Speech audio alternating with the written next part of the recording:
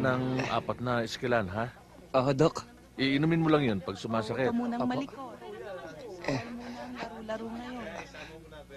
Mrs., huwag niyo kakalimutan na Tony. painumin siya ng isang gamot. Ubus na nga bago pala siya yung stock natin ng matulog. aerosol. Opo. Pwede ka na umorder ulit. Sir, baka Basta pwede ko huwag na mong babasahin yung sugat mo.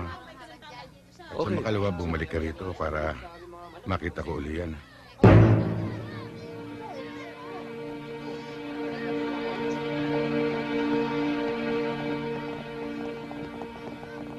Ya, kuya! Yan ang upak sa akin! Hoy! Ikaw! Lumabas ka dito!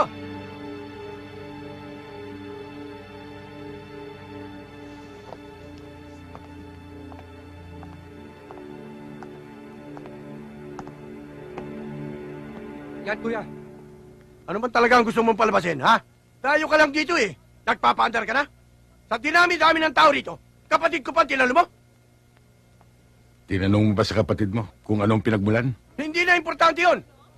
Nagkamali ka na sinagasaan. Sarge, pakiusap lang. Baka pwede nating pag-usapan to na maayos sa loob. Huwag kang makialam dito, Connie, ha? Alam ko ang ginagawa ko. Dapat lang na panagutin ko ang taong ito. Wala akong dapat panagutan. Umawat lang ako eh. Awat ba nakit ka? Ako nga ang pulis, hindi ko ginagawa yun eh. Pulis nga! Kaya gampanan mo pagka-pulis mo! Itong kapatid mo, bantayan mo sa ginagawa niya pananakot, pangungotok at pangugulpit sa mga tao dito. At sinasangkala yung pagka-pulis mo! Ang ibig mo sabihin kung sinisitor ako? Hindi ba? Puta. Gusto mo itumbak kita rito? Madaling sabihin yan eh.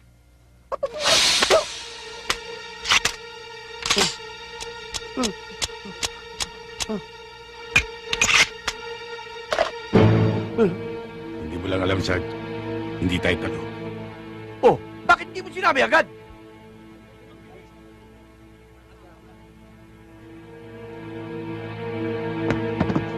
Hoy, lutin mo ang mga bala!